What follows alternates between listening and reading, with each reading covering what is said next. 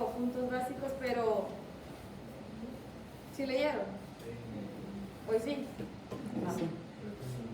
Entonces, quiero hablar un poquito de la cascada de coagulación, pero me voy a centrar, creo que tengo otra presentación, pero a ver si se las abro. Ustedes saben que la coagulación realmente que nosotros manejamos, digamos, los tiempos de coagulación que se miden,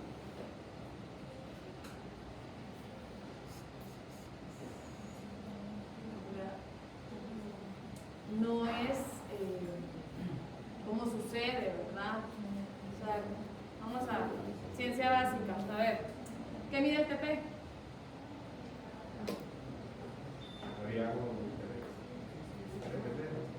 TP, doctor, a ver, ciencia básica. Esto es no es de aquí, esto es de la universidad.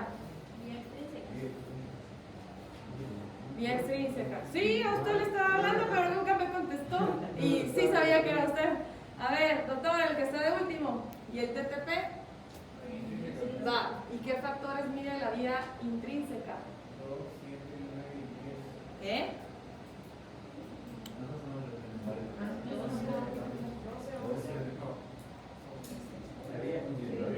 A ver, TTP, vía.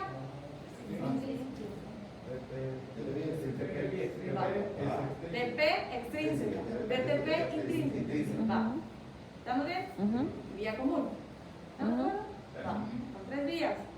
Todo esto que estamos hablando es in vitro. Se hizo para poder tener una idea de cómo era la coagulación. Eso no sucede así en vivo, ¿verdad? O sea, en el cuerpo no hay una vía extrínseca y una vía intrínseca. Entonces, sirve para que hagamos una idea de cómo está. Entonces, si yo tengo un TP prolongado, ¿qué factores estoy sospechando que el paciente pueda tener deficientes? ¿10? ¿10? ¿Dónde está el factor 10? ¿En qué vía está el factor 10? En la vía común. Entonces, no es de TP. ¿Estamos de acuerdo? Va. ¿Qué otro factor es de la vía común? ¿Sí? Una persona. A ver, doctor. El 5 El teperinógeno. Entonces, regresemos al TP.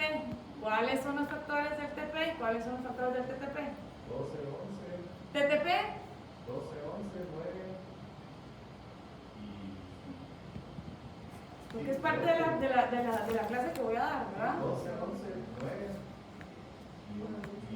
Y 8. 8. Va, TP. No le oí el 8, no le oí el 8. Ay, me hizo dudar, pero no tiene que dudar. Y entonces, lo que dijo el doctor allá atrás, 2, 5, 7, 2, 7, 9 y 10, perdón, 2, 7, 9 y 10, ¿qué son? Son los factores dependientes de vitamina K. Es pregunta de examen, muchachos. Pregunta de cualquier examen para ingresar a hacer alguna subespecialidad. ¿Cuáles son los factores dependientes de vitamina K? 2, 7, 9 y 10. Es importante. ¿Cuáles son los factores de la vía común? Esto es in vitro. Entonces existe una cascada, un modelo de coagulación que es el modelo celular. Lo leyeron, ¿verdad? Ok, ahí está. ¿Quién me habló? ¿Qué es cada una? Es difícil, yo lo sé, no es tan fácil como cuando se aprende. Son los factores que estamos implementando desde el fibroblasto, ¿verdad? El factor 5 activado, el factor tisular, que van a activar el factor 9 hacia el 9A, y esto a través del 10 también va a activar al del 10A para que la protrombina, ¿verdad? El factor 2 va a formar la trombina, que es la 2A o el 2 activado, y esto ya pasamos a la etapa de la amplificación, en donde ya tenemos el fibroblasto más la plaqueta. Ahí ya entra el factor von Willebrand, que va a llegar hacia activar el 8A y también el 11 al 11A junto con la plaqueta para formar la trombina, la protrombina y trombina, que ya empezamos el área de la propagación. y ahí pues el 10 al 10 activado y el 11 al 11 activado para llegar a activar la plaqueta, ¿verdad? Y ya formar el tronco. Aquí el centro es la trombina, ¿verdad? Y es como un círculo reverberante, ¿verdad? Ajá, dígame.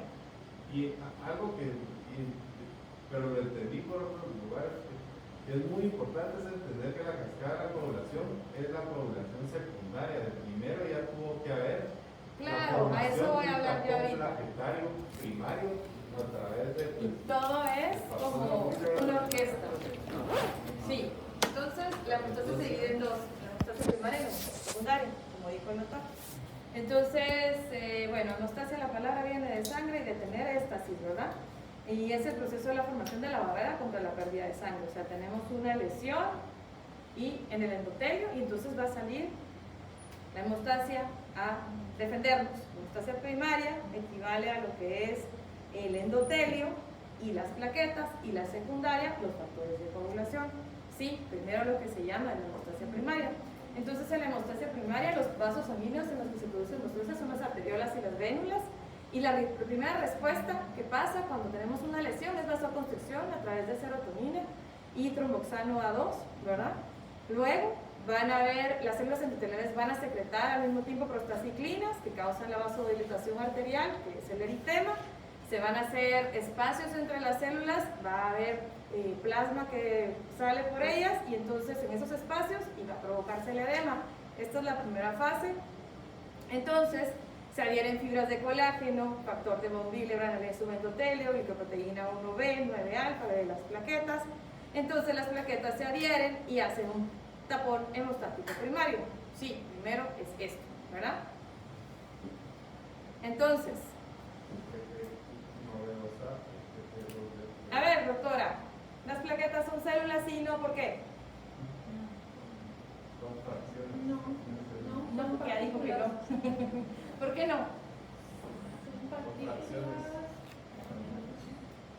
Dejen que conteste la doctora, está pensando, ella leyó, que se recuerde la lectura.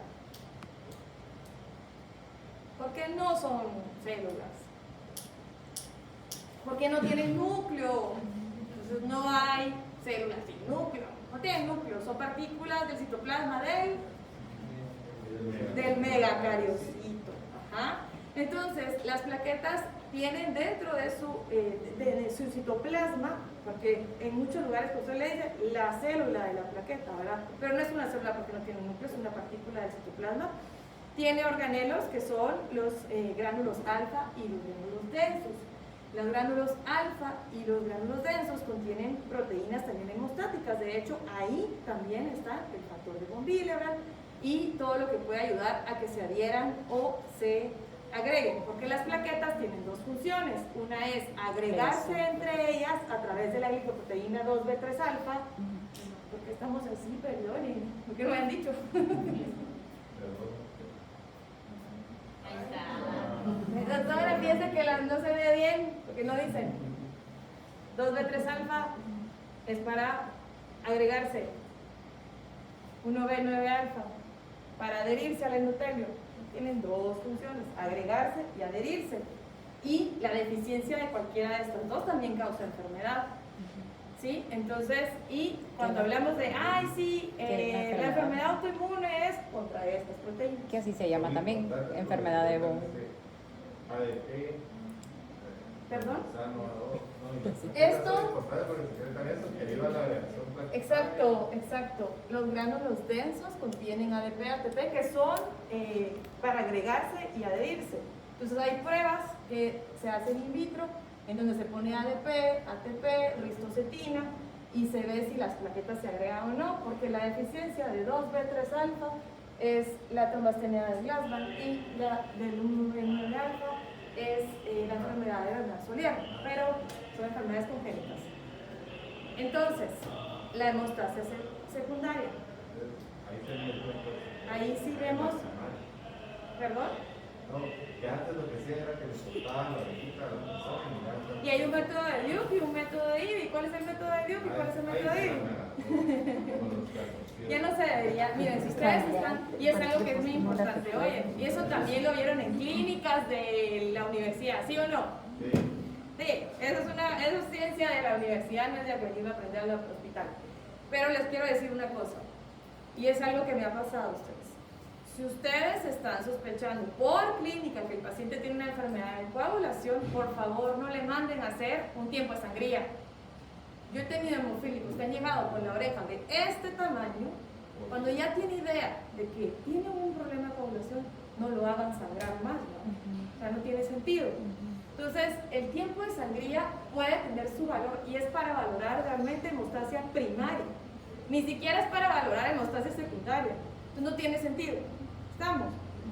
Y si ya sé que el paciente tiene trombocitopenia, ¿para qué le voy a mandar a hacer una prueba de sangría? No tiene sentido, ¿verdad? Pero yo les digo porque pasa a ustedes, o sea, como que agarran la hoja de coagulación y ponen TP, TTP, no sé qué y todo, ¿verdad? Entonces, tiempo de sangría. No, hay que saber qué pedir. Entonces, voy a hablar bien rápido del modelo celular porque yo no quiero que se les quede, pero quiero que lo sepan, que existe, porque realmente se habla ahora más en base a esto, pero porque para poder entender que esto no es como lo hemos leído de TP, TTP y vía común, no, porque no es así fisiológicamente. Entonces, explícame cuál es el mecanismo del modelo celular de la hemostasia secundaria como es in vivo. Entonces tiene tres fases, como dijo el doctor, la fase de iniciación, la amplificación y la propagación. En resumen, la iniciación tiene que haber siempre como la lesión endotelial, la exposición de colágeno y del factor tisular, que se va a unir al factor 7, si ustedes se recuerdan, pues también una de las vías empieza así, ¿verdad? Entonces, el complejo del factor tisular con el 7 activado va a generar 9 y 10, el 10 activado a su misma vez el 5, y va a generar pequeñas cantidades de trombina, que a eso les estaba diciendo, que aquí el centro del modelo de coagulación celular es la trombina, que va a activar las plaquetas. Entonces empieza la amplificación. Una vez que se activan las plaquetas, se lleva a cabo en la superficie celular la amplificación, con la adhesión de las plaquetas, trombina, y se genera activación de otros factores como el 5, el 7, bueno ya había estado, y el 11. Y la propagación, los fosfolípidos de las plaquetas activadas, ahí ya son las plaquetas las que van a hacer como para que sea más firme el tapón hemostático, ¿verdad? Entonces, el complejo este de 9, este es el complejo de NASA, 9 y 8, 9 activado con 8 activados, que genera grandes cantidades de trombina. Por eso les decía que la trombina es como parte de lo más central en este modelo celular, porque va a ser una secuencia, ¿verdad? La trombina misma que está generándose a través de la primera porción de la vía. Entonces, básicamente, estos son los factores que intervienen en cada una de las vías del modelo celular. Y si se dan cuenta, como les estaba diciendo, o sea, al final de cuentas, todo no es generar trombina, ¿ya? O sea, es lo básico. Y la clave es que la trombina endurece el fibrinógeno, Lo que va a hacer que el tapón sea mucho más fuerte, es exacto. Entonces, un resumen ahí chiquitito. La herida, expone el factor tisular, colágeno, 7 activado, va al 10, trombina, el factor tisular a su vez el 11 por otro lado y siempre la trombina. Entonces, las células que intervienen, porque también hay células que intervienen, ¿verdad? Ya dijimos que las plaquetas no son células, pero lo van a leer como células.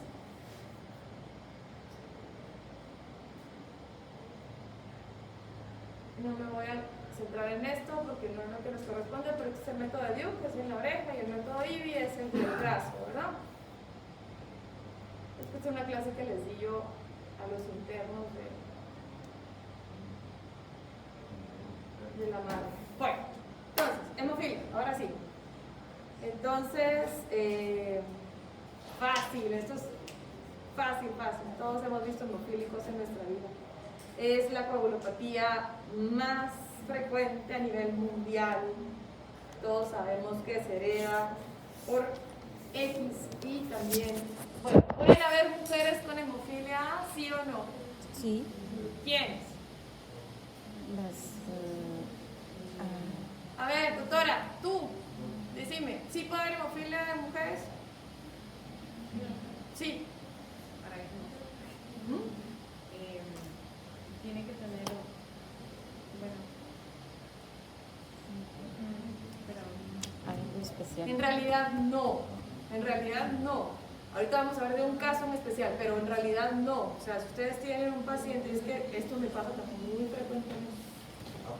Van y le piden a una niña factor 8 o 9 y no le piden nada más que factor 8 y 9. Se hereda por X. ¿Quiénes mujeres pueden tener hemofilia? Síndrome de Turner, o sea, todo lo que sea una leonización extrema del cromosoma X, o sea, todo lo que tenga una alteración de X que no sea fenotípicamente mujer, obvio, ¿verdad? Entonces, todo lo que tenga alteración de X, pero no en una mujer fenotípicamente mujer, pues, o sea, Turner, por supuesto, leonización extrema del cromosoma X, y ese caso extremo de que se casa un hemofílico con una portadora y que tenga un hijo, sí, ahí sí, ¿ya? Pero es rarísimo y hay antecedente familiar por lo regular. Entonces, no mandemos a gastar a la gente por gusto, muchachos, porque yo de verdad he visto muchas mujeres, niñas ya grandes, que les mandan a hacer factor 8 y uno quiere mandarles a hacer después otro factor y la gente no tiene dinero porque ya gastó en lo otro, cuando no tiene lógica, pues, o sea, si es un varón está bien, pero si no, prefieran, ¿ya? Para no hacer gastar a la gente. Entonces, la deficiencia del factor 8 es un 80% de todos los hemofílicos, la deficiencia del factor 9 un 20% de todos los hemofílicos, y existe una mutación in novo, que son los primeros en su familia, y se habla de un 20 a un 30% que es una mutación in novo. La enfermedad puede ser, bueno, es ligada a cromosoma X y puede ser, exclusivamente se presenta en varones, ya lo hablamos, en qué mujeres sí puede ser, y puede ser ya sea una molécula defectuosa por cantidad o por cualidad también, ¿sí? Puede ser cualitativa o cuantitativa. Entonces, si yo tengo un padre portador y una madre sana, ¿cómo van a ser sus hijos varones? Padre portador, mujer sana, se casa, tienen un hijo. Muy bien. ¿Y las niñas? Portadoras, ¿sí? Entonces, padre hemofílico, hijas portadoras, hijos varones sanos, ¿sí? Es la tercera. Entonces, los hijos de las portadoras tienen un 25% de probabilidades de ser afectados sus hijos, ¿verdad? Y las hijas tienen 25 probabilidades de ser portadoras. Entonces, a veces pasa que nos confundimos con eso. ¿Cómo se clasifica la hemofilia? ABC. ¿Quién dijo ABC? A ver. No. ¿Cómo se clasifica según su gravedad? Perdón. Sí, ya no se usa A, B y C, ¿verdad? Pero A, B sí, C ya no tanto. Pero bueno, ajá. ¿Cuáles son los leves? De 40 a 10% de actividad de 10, moderado, creo que es de 10 a... No. Moderado No. de 1 a 5, el Ajá. porcentaje, de severo es menor de 1. ¿Quién está hablando? Ah. Severo es menor de 1, moderado de 1 a 5 y leve mayor de 5 a 40. Entonces, ¿por qué es importante esto? Por clínica, ustedes. Por clínica, porque vamos a saber cuándo va a tener. El manejo del paciente, Y también el por tratamiento, el porcentaje que se le va a colocar, Ajá. los días que va a tener y lo que tenemos que sospechar, como las hemorragias espontáneas, Ajá. craniana, Más que todo eso. Ajá. Entonces, usualmente un paciente leve suele pasar desapercibido. O sea, puede ser que nunca en su vida se entere que tiene hemofilia, a menos que vaya a entrar a un procedimiento quirúrgico o entre a una extracción dental y se den cuenta que sangraba un montón, ¿sí? Y ahora nosotros, bueno, en todos lados donde va a entrar un paciente a cirugía, pues se toman tiempos de coagulación, es un hallazgo incidental muchas veces. Y los moderados suelen tener manifestaciones cuando tienen un golpe, un trauma usualmente, cuando es por trauma, ¿verdad? Ahora los leves son pacientes que pueden tener hematomas, hematrosis de forma espontánea. Entonces nosotros en pediatría somos los encargados casi siempre de diagnosticar los pacientes graves. ¿Por qué? Porque se presentan al hospital usualmente cuando están empezando a caminar. Entonces cuando empiezan la bipedestación, ¿cuáles son las articulaciones que más se afectan? Los tobillos y las rodillas, ¿verdad? Entonces solemos mucho en pediatría ver pacientes menores de 2 años con hemartrosis en esos sitios porque los vemos en inicio cuando están empezando a caminar. Entonces se diagnostican usualmente a ese momento. Entonces, las hemartrosis son el 75% de todos los episodios hemorrágicos de los pacientes. Es una hemorragia debajo del lecho sinovial. Hay capilares que se dañan por traumatismo mecánico. Estos pacientes pueden llegar a tener afectaciones crónicas y dejar de caminar, ¿verdad? Ustedes no sé si lo han visto, pero sí pasa que el paciente puede llegar a quedarse en silla de ruedas o con las articulaciones ya anquilosadas. Entonces lo que decimos, la hemartrosis se suele presentar al iniciar la pedestación, o sea, empezar a caminar. Y puede tener un aura, ¿verdad? Así como cuando en la migraña hay un aura, también puede haber aura cuando hay hemartrosis, ¿verdad? Y solo le da malestar, puede tener fiebre el paciente incluso, ¿verdad? Puede tener fiebre, no solamente dolor, y luego presentar el edema, calor y rubor. Siempre que hay un paciente que tiene un trauma craneoencefálico, independientemente de la gravedad de la hemofilia, leve, moderada, severa, hay que hacerle tomografía. Todo paciente con coagulopatía congénita que tiene un golpe en la cabeza, hay que hacerle tomografía. Yo cuento siempre esta historia. En México teníamos un paciente que era hemofílico grave, y ya estaba adolescente. Se había ido a, ¿cómo se llama de donde hay montaña rusa? ¿De allá? Oh, Six Flags. ¿Cómo? Como Six Flags. Ajá. Ajá. Se fue a Six Flags. Y entonces se había lastimado la cabeza, no le dijo a los papás, tenía dolor, tenía cefalea, pero él no dijo nada. Y llegó al hospital con una urgencia hipertensiva, estaba muriendo, vomitando, o sea, con una hipertensión endocranial, y la había sido una semana después.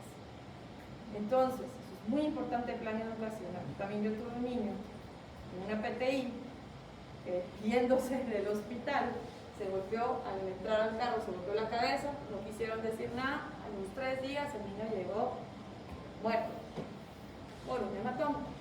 Entonces, todo paciente que tiene trauma craneoencefálico y tiene una coagulopatía, aunque ustedes lo estén examinando y no tenga signos de hipertensión endocraniana, por favor, háganle una tomografía, se los juro que les va a ahorrar un montón de tristezas y cosas, entonces, y dar plan educacional a las mamás. Es bien difícil, hay mamás que cuestan, porque cuestan aquí un montón, yo sé, pero hay que dar plan educacional. Aquí yo tuve un paciente yo lo conocí antes del año, no me acuerdo, pero le hicimos diagnóstico de hemofilia antes del año. Le dije a la mamá que por favor ya no se embarazara porque era un hemofílico grave que venía cada mes a ingresarse. Por favor, ya no se embarace, yo sé que sos joven, es plan educacional genético que hay que dar, ¿verdad? Para tener hijos varones similares. Se embarazó, era un varón. Le dije, por favor, venga a tener a su hijo acá, porque aquí si pasa algo, vamos. Viene acá y nace el bebé bien, nació de parto, que por cierto es mejor parto que cesárea, cuando vamos a tener un hijo el mejor parto tiene menos traumas. Entonces cuando ustedes les pregunten como pediatras, mira, tengo una mamá que dice que tiene un hijo, parto, cesárea, parto, tienen menos riesgo de hemorragias. La cosa es que el niño, estando en sala cuna de aquí, del hospital Roosevelt, donde yo creí que le iba a ir mejor, pasan los de tamizaje, porque en esa época era como al azar, y le hacen tamizaje neonatal. Y la mamá diciéndole, por favor, no le haga, porque mi hijo es hemofílico, muy probablemente el niño no dejaba de sangrar. Y yo, sorpresa, no había factor 8. Entonces digo, ¿cómo es posible que en el hospital donde yo creí que le iba a ir bien, le fue re mal? ¿Qué le pusimos a ese niño porque no había factor 8? A ver, doctor. No. Dependiendo de la severidad, incluso puede hacer factor 7. Factor 7 recombinante, no es la mejor opción. La puedo llevar a trombosis, es para pacientes refractarios. ¿Cuál es la mejor de hemoderivado que yo le puedo poner a un hemofílico A? Plaquetas. No. Por favor, no. ¿Qué? Críos precipitados, muchachos. No tuvimos que poner críos. ¿Por qué? ¿Qué contienen los críos? Solamente los factores de coagulación. Sí, ¿Cuáles? ¿Todos? No. No. Es que a eso quería llegar, pero ahorita vamos a ver eso también. Ahorita lo voy a ir para allá. Entonces dijimos que los laboratorios de los pacientes con un factor 8 deficiente van a tener un TTP prolongado, ¿sí? Tiene que asociarse, ¿verdad? Entonces, puede estar levemente alargado cuando la actividad de factor 8 y 9 está por arriba del 20% de la actividad, entonces pues, son pacientes leves, ¿verdad? Pero siempre van a tener un TTP prolongado. Entonces, si no tengo un TTP prolongado y no tengo clínica de coagulopatía, no manden a medir factores, nada más hacen bolas, de verdad. Entonces, las pruebas de coagulación son las que más errores tienen. En todos lados, en todos lados. Entonces, hay que tomar en cuenta esto.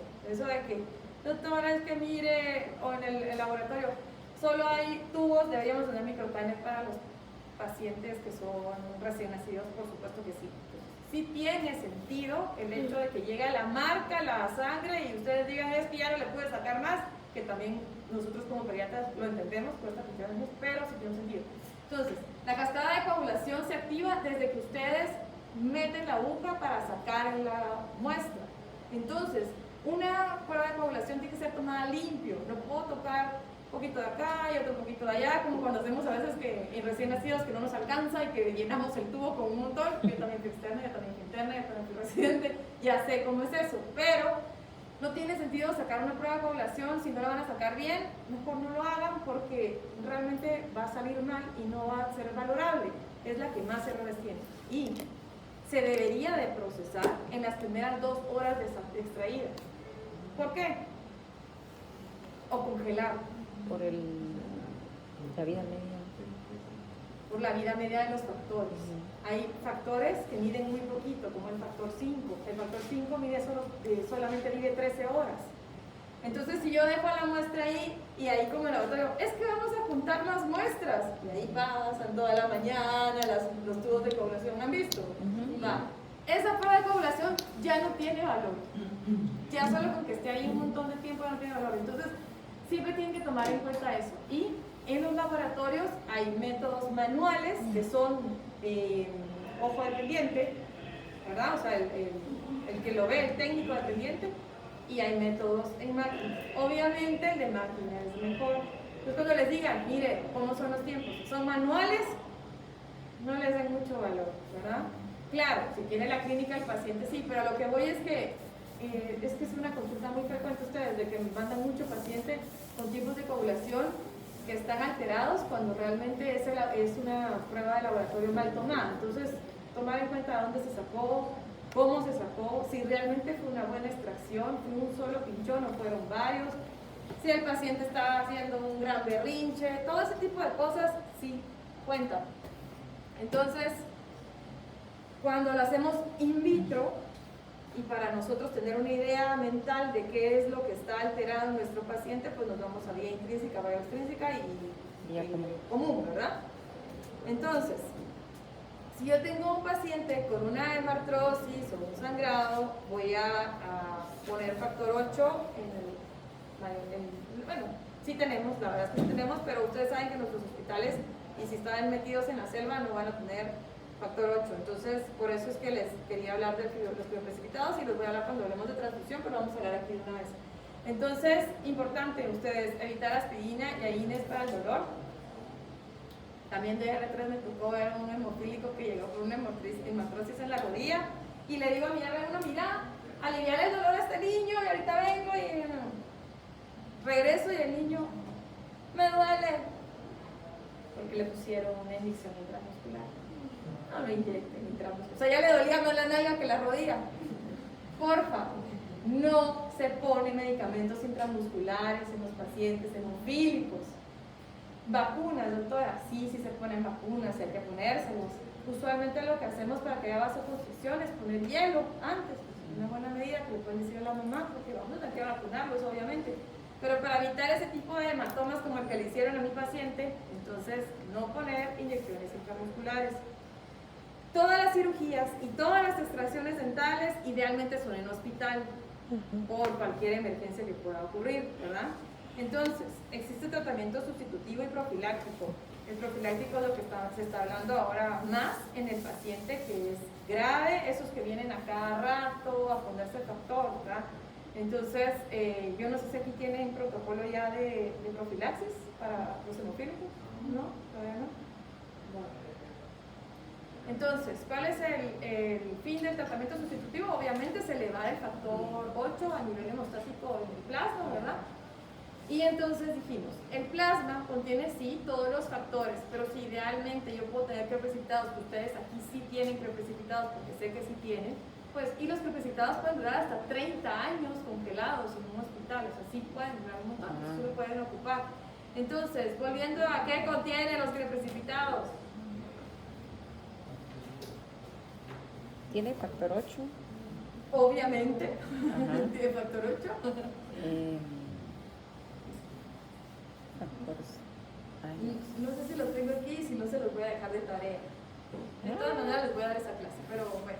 Entonces, ¿por qué no ponemos el plasma? Sí lo pueden ocupar, pero es que son grandes volúmenes los que hay que ocupar cuando es plasma, ¿verdad? Entonces, y factor 8 tiene una cantidad, los creprecipitados tienen una cantidad de factor 8 ya establecida.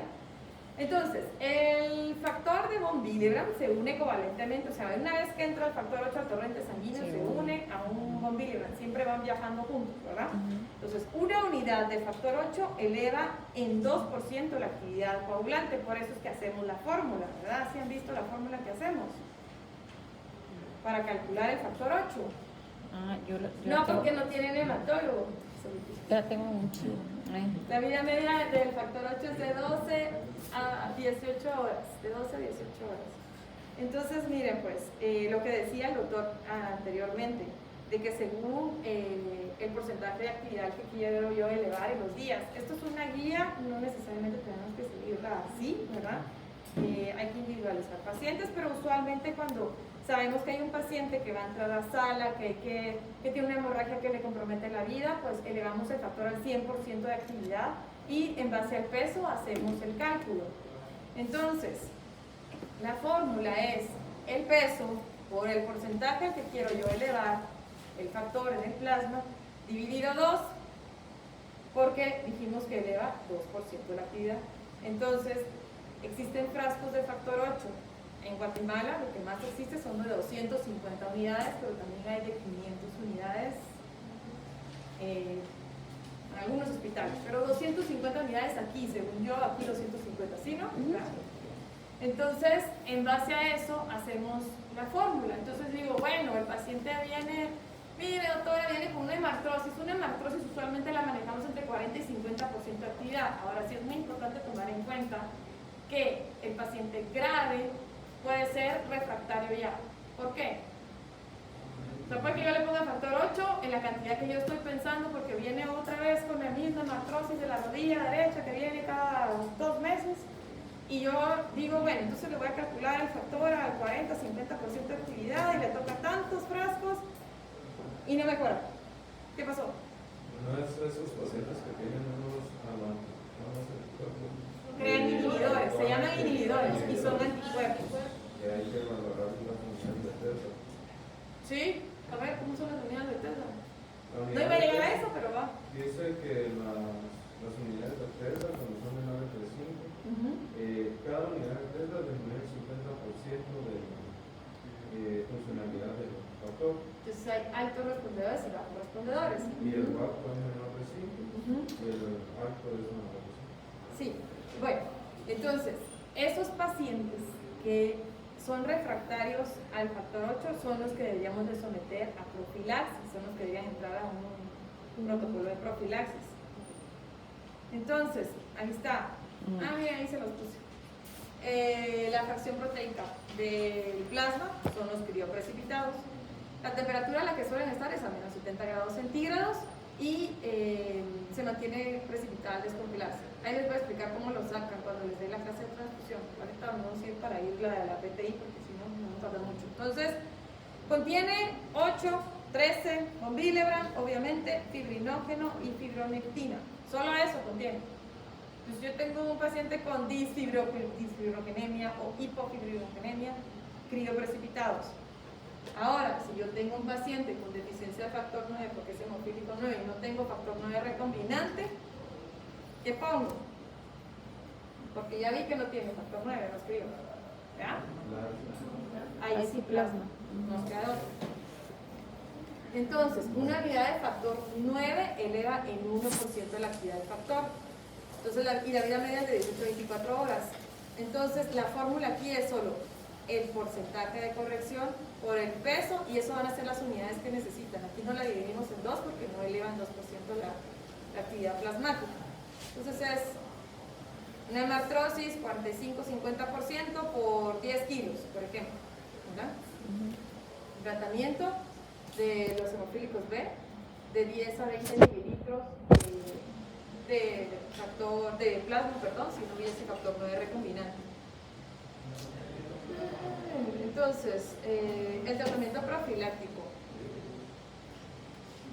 Hay hemofílicos graves sin inhibidores que se puede continuar utilizando factor 8 y hay hemofílicos graves con inhibidores en donde ya se tienen que utilizar agentes bypass como el factor 7 recombinante es uno de ellos. En el IX tienen pacientes con inhibidores en profilaxis con factor 7 recombinante, por ejemplo. FEIBA también es otro factor que se puede utilizar, son agentes bypass. Y actualmente hay un medicamento que es un anticuerpo monoclonal que ha demostrado tener mucha eficacia. Los pacientes de verdad han respondido muy bien. Es un medicamento sumamente caro, en el IX ya lo tienen, hay algunos pacientes que lo están utilizando. Se llama emicizumab. Y el emicizumab es para pacientes también, que aquí en Guatemala solo ha entrado la licencia para pacientes que son refractarios a factor 8 con inhibidores de alta respuesta que tienen y que son graves, ¿verdad? Solo paciente grave. Se están haciendo estudios para ver si se pueden utilizar en pacientes graves sin inhibidores, ¿verdad? Que se pueda mejorar su calidad de vida. Y ya van a salir estudios que yo creo que va a ser el medicamento del futuro para el hemofílico. Obviamente la mira hacia el futuro es que sea un medicamento tomado. El emicizumab es subcutáneo. Entonces, lo que dijimos, las complicaciones, un 20-30% de los hemofílicos desarrollan anticuerpos que son de tipo IgG, puede ser anti-8 o 9, dependiendo que sea el hemofílico, ¿verdad? Lo que dijimos, sospecharlo cuando no mejora, ¿verdad? El paciente no mejora. Entonces, lo que decía el doctor, los inhibidores son de baja respuesta cuando son menos de 5 unidades de TESA y de alta respuesta, más de 5 unidades de TESA. Lo que decía el doctor también, inhibe la actividad del 50%.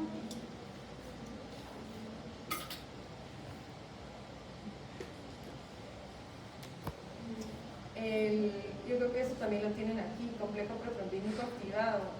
Yo se lo mandé a poner a una paciente que trajeron con una hemorragia intestinal y me preguntaron que vino intensivo. Se llama Octaplex. Es otra opción cuando no tienen, tienen un paciente. Es un complejo protrombínico activado que les puede servir para pacientes cuando vienen con una hemorragia grave y no tienen el factor adecuado. Pueden utilizarse. Nosotros lo hicimos con esta paciente, no tenía deficiencia de factor, tenía una hepatopatía. No sé si ustedes la conocieron. Sí, estuvo aquí, tenía varias esofágicas, fúndicas y estaba sangrando un montón. Mejoró un montón con el Octaplex.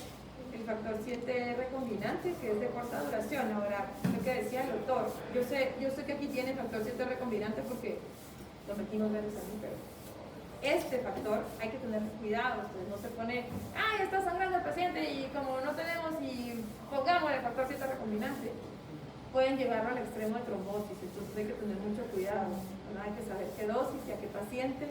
Entonces, usualmente se utilizan opciones terapéuticas para los pacientes que tienen inhibidores. Y hablando de otros pacientes que tengan hemorragia como esta que les estoy contando, que tiene varias esofágicas, públicas, hemorrágicas y que está en choque hipovolémico, se puede utilizar, sí, pero hay que saber cuándo dejar de administrar las siguientes dosis. Dejemos el teléfono, porfa, si no se sale, gracias. Bueno, voy a ir a PTI.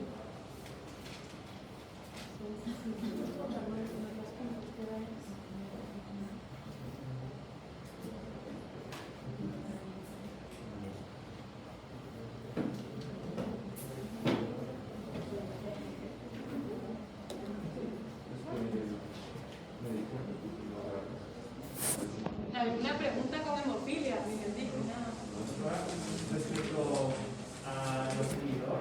ocuparon el documento que decía bajo respondedor, lo que se nos explicaba, pero también me daba duda cuando dice bajo respondedor con niveles bajos de unidades de testa y alto respondedor con niveles altos. Eso está cambiando un poco. Ajá. Entonces no terminé de comprender. Yo pensé que, o sea, bajo respondedor tenía niveles bajos, pero también está un alto respondedor con niveles bajos. Ahí es donde no entiendo a qué se refiere. ¿Un numerito, perdón? Bajo respondedor con niveles de unidades de testa bajos y alto respondedor igual siempre con niveles meritorios bajos, menor de 5 unidades de testa. Entonces eso es lo que no terminé de entender a qué se refiere. Eso está en las Bosky. Está en... Sí. Ajá. Lo voy a ver porque no les sabía responder. Se contradice. Eso sí, es que no Lo voy a ver, pero ni yo lo entendí ahorita. Bueno, ya hablamos de las funciones de las plaquetas y ya sabemos que es un halo anticuerpo, ¿verdad? ¿Qué es un halo anticuerpo? Doctora, al final, ¿qué es un halo anticuerpo?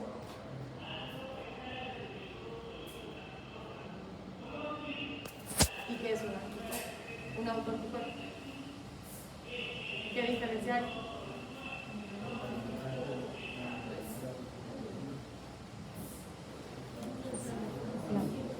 La membrana.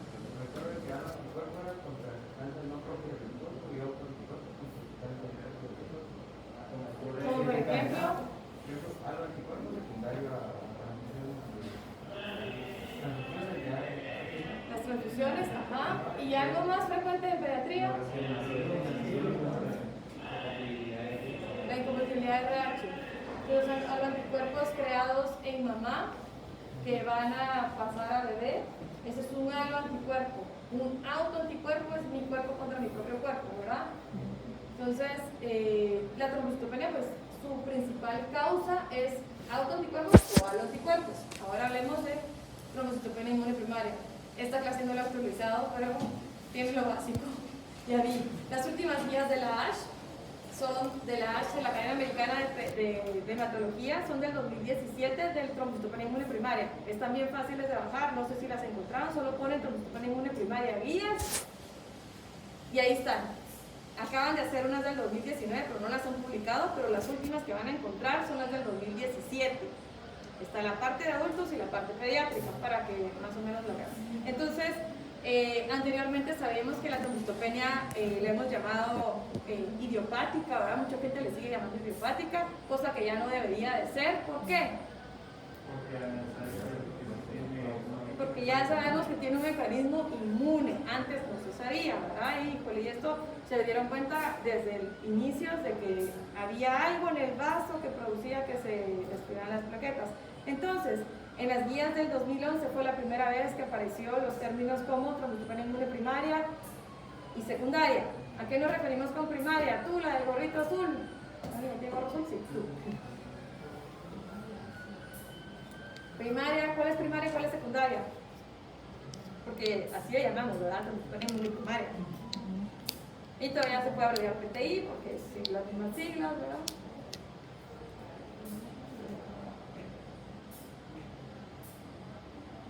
¿Alguien? A ver, tú, atrás. ¿Atrás?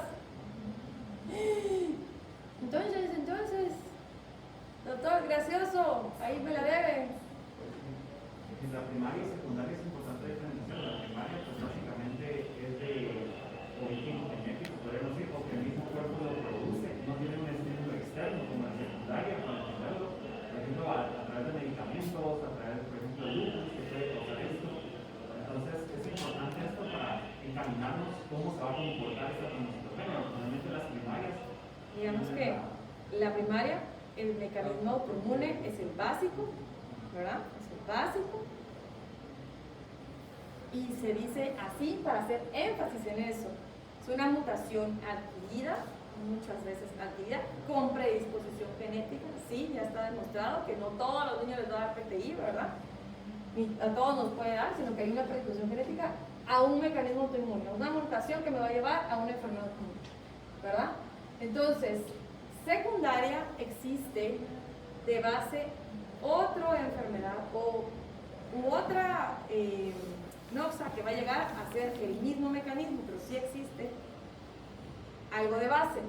Entonces, las guías mencionan este cuadro como secundaria, todas las infecciones virales, el síndrome antifosfolípido, porque el síndrome antifosfolípido tiene trombocitopenia, además de tener tendencia a coagulación, eso es importante, que es el síndrome de Evans. Eso también es pregunta de examen.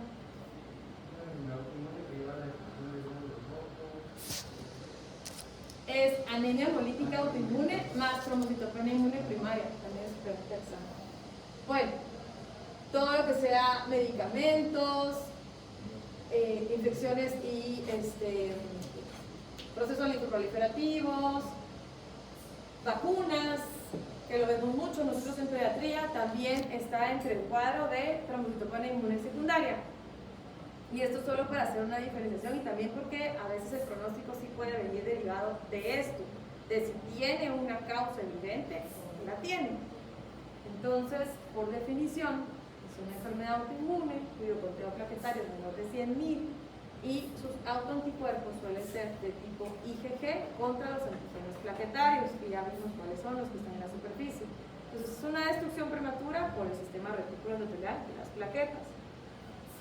Que puede ser de moderado, leve, moderado y severo, ¿verdad? Doctora? Dependiendo del grado de trombocitopenia que tenga. Sí, mira, sí, decime tú leve, moderado, severo.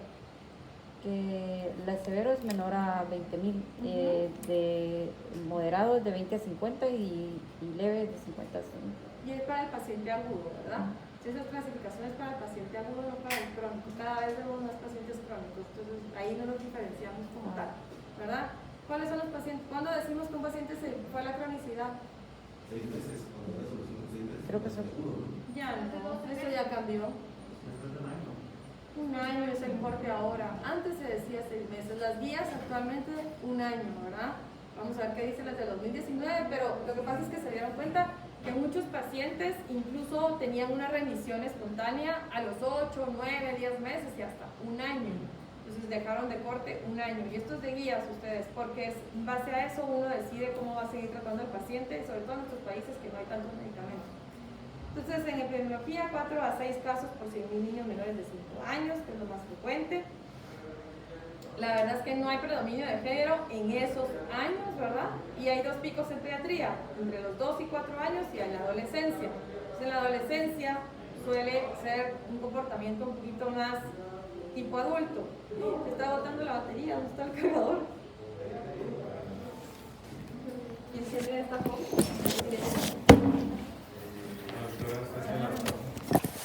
Ah, bueno, entonces adolescencia. Entonces, el comportamiento de los adolescentes suele ser muy como el adulto, que suelen ser más crónicos y ahí sí hay una incidencia de 2-1, más mujeres que varones, ¿verdad? Importante, vamos a hablar de algo de eso. Gracias.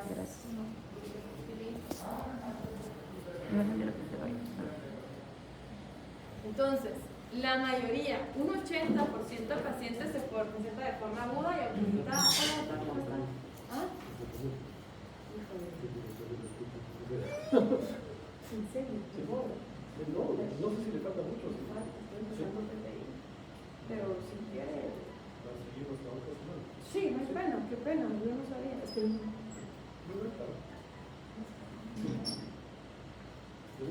Sí. no